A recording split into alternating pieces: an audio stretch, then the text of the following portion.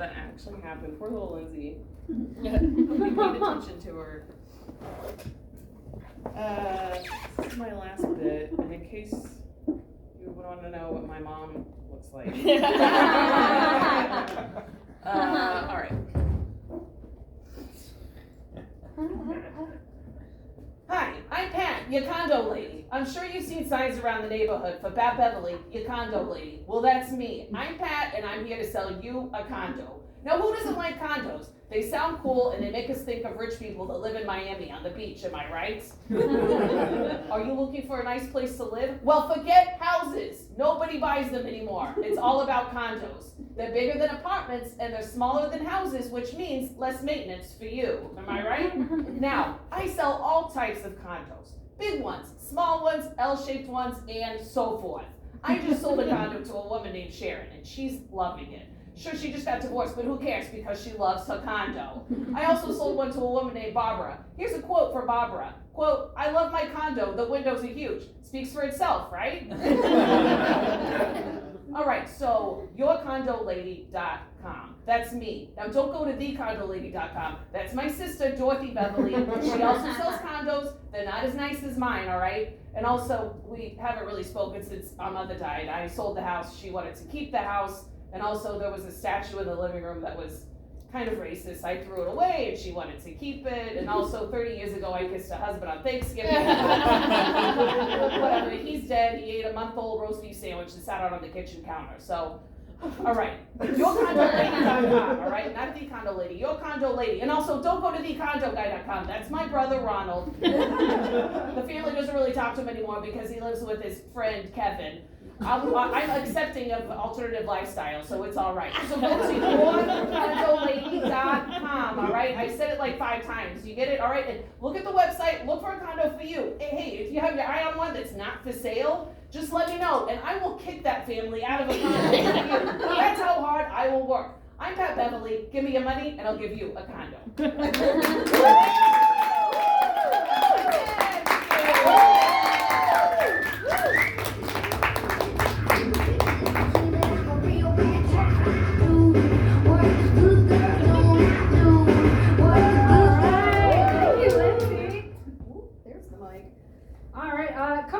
Here. Lindsay hosts and performs at the Bug House for a show called Sketch Test, and that's every first and third week of the month. It's a really great space for performers to try out their work. Basically, you come laugh at stuff before it's funny.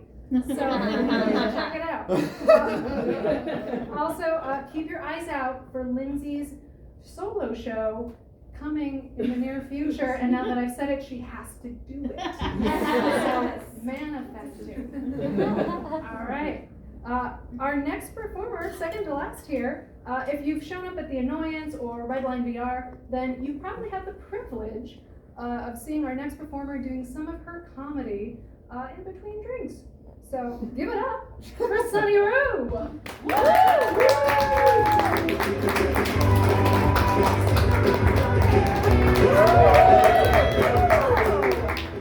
You know what? I'm doing stand-up, but I'm gonna have my hands free, I think, this evening. This is a small space. I'll get gestural with you all. I'm also wearing these shoes just because the poster told me not to. And I don't follow your rules, Bug House. So anyway, contrary to the first act that we saw this evening, I'm very excited that society is finally starting to not just see women as baby factories. It's really refreshing. As I'm approaching my 30s, I have to start thinking, do I want to get this production line running? I mean, this 3D printer just needs some resin. Got one more for you. This oven is preheated and ready to make some biscuits. Just need to add a stick of butter to this flour.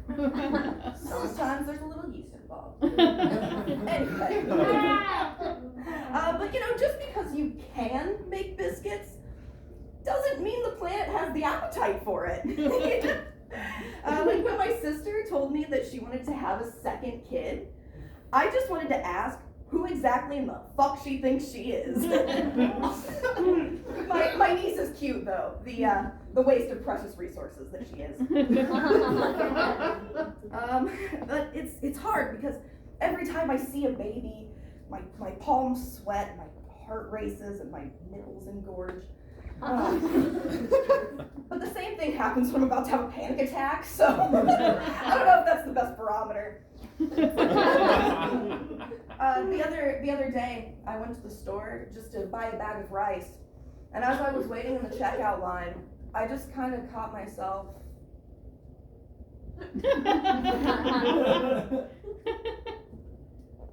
Good thing I didn't try to burp it. I like that joke. It would have made a mess. But I can't even think about kids really right now because I can't even figure out my own sexuality. I recently realized that I'm maybe not as straight as I think I am. And that's fine. I was discussing all of this with a friend, and I said, I really need to figure all of this out so that I don't make it my future husband's problem when I want to explore my sexuality in my 40s. And he said, you don't have to marry a man, right?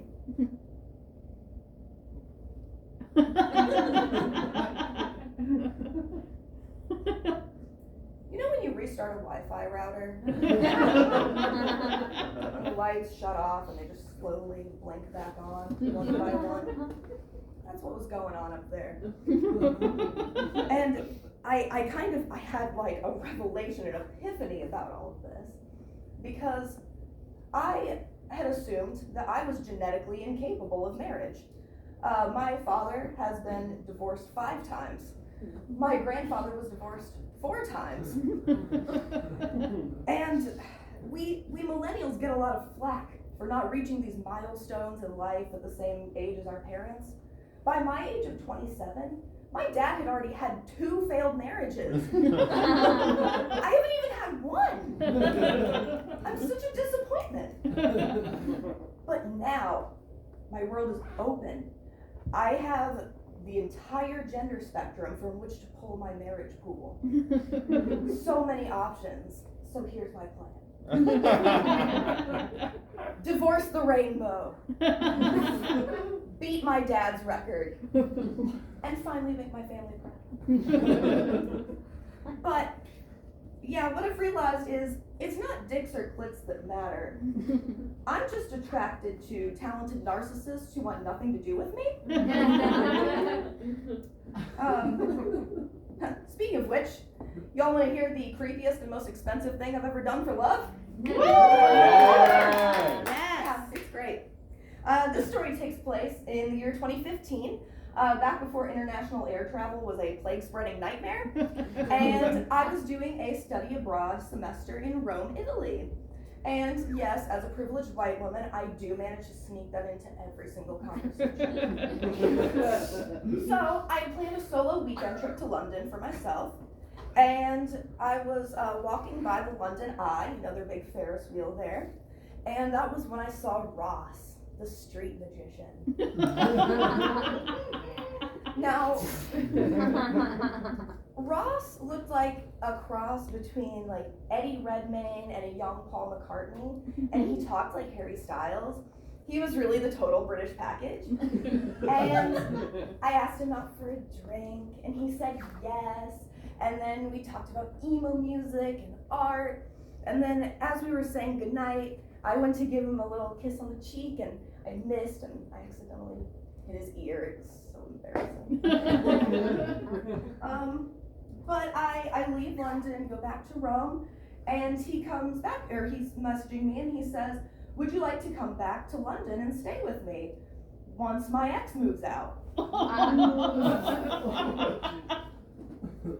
So, of course I went back. But I did not tell my family that I was going back to England to stay with a street magician. Would any of you?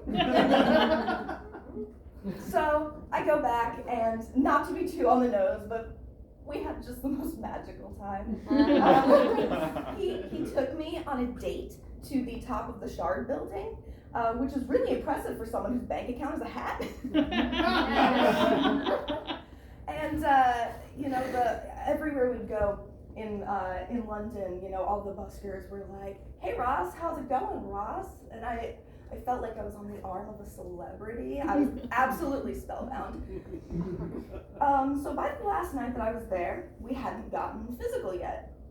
So I kind of like try to initiate something, and he says, "Look, you're really great, but I just don't want to have sex in the same bed that my ex and I shared for so long." And I just said, "Okay, dude, what am I doing in England then?"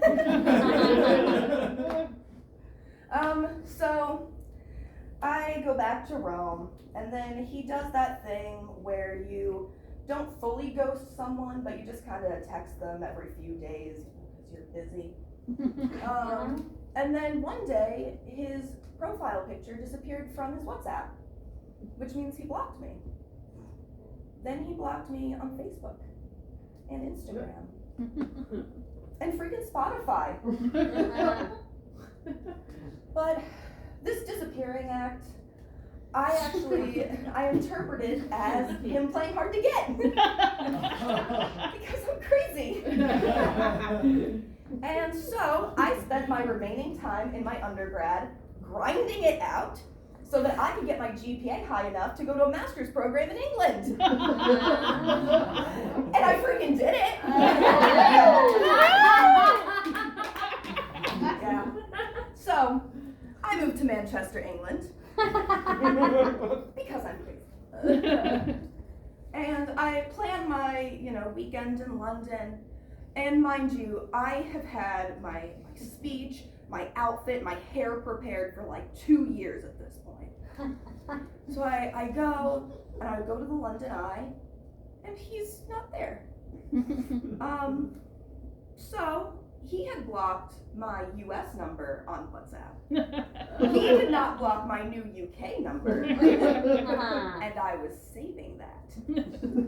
So I text him and I say, "Hey Ross, it's Sunny, that American girl whose heart you broke 2 years ago. I live in England now and I'm in London for the weekend. Do you want to hang out?" 10 minutes later, his WhatsApp picture disappeared.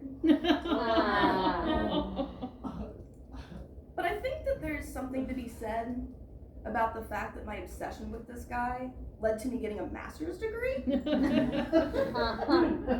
Because girls do a lot stupider things for guys.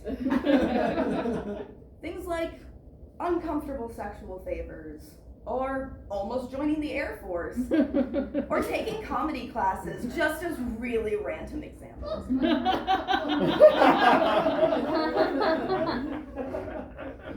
But I'm reminded of this heartbreak every month on the 19th when I make my payments towards my $120,000 of student loan debt. Thank you all.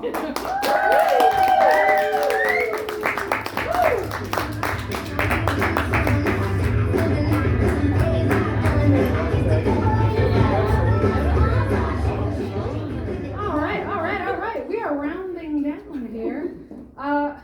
Just want to let you know before we introduce our next act here, I have a very important disclaimer. Bunkhouse Theater in no way